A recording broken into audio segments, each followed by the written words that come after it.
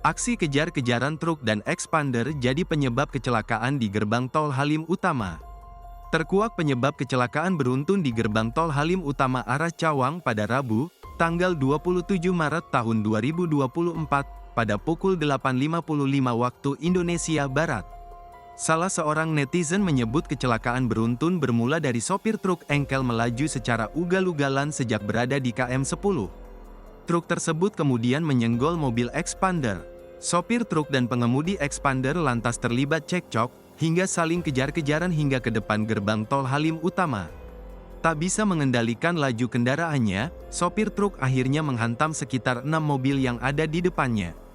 Hal serupa disampaikan oleh Senior General Manager, Jasa Marga Metropolitan Toll Road Regional Division, Widiatmiko Nur Sejati.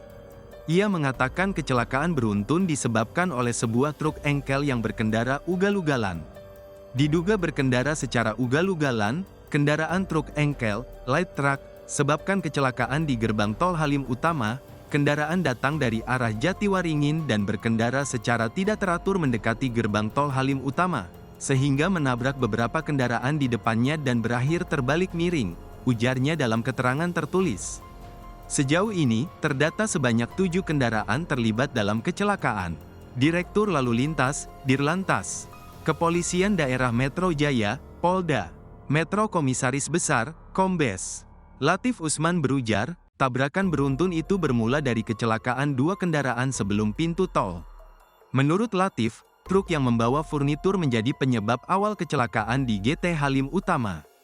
Truk itu sudah mengalami kecelakaan lebih dulu. Sebelumnya, truk itu sudah mengalami kecelakaan terlebih dulu sekitar 300 meter dari TKP, tempat kejadian perkara, pertama, ucap Latif di lokasi kejadian, Rabu.